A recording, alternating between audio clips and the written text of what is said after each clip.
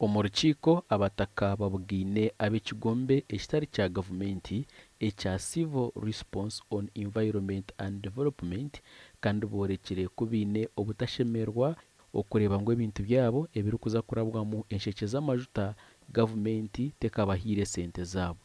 Pipeline zibiri kuzarabiremu hariho zayikire za joininga zarabanganaho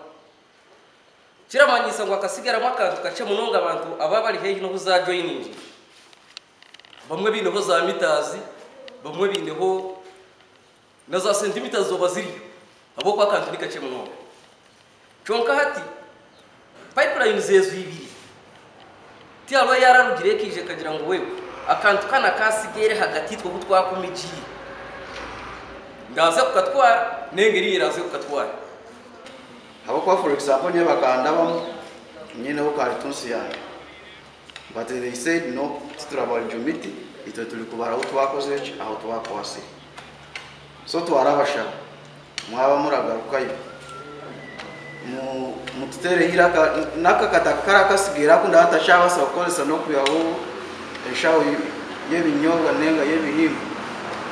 nako bakabare ngo murundi kumuyaba rasaka twara abo kanyo wakansa ntaraze kakozesa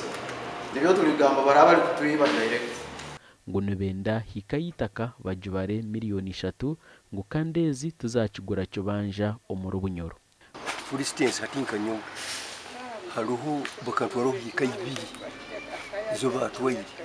kiyonke sente compensation ni vampire nyina no papura page yona yetagarukira ngagisayiningira itagarukira iyaba compensation bakapa miliyoni asa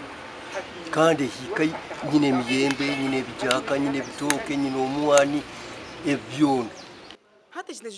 kituhunirize tushashire nk'abantu bali kuza kutubara mtiyite batubali bali kuza kutubara ubwo busente buce family zetu abana butwine bo bali kubaligwanka ito turi kubaligwanka turuganga itakagiye tubaza kutunagabona gatuza kwandara kwana nkaba kutinita batutwana natwe nk'abantu baronje government nitwa abantu. Aba Civil Response on Environment and Development baraganise okuhikanisa abantu abari betombuita kureba ngo enshonga zabo zakorwa ba appreciating batunge sente zirimo amagezi babe located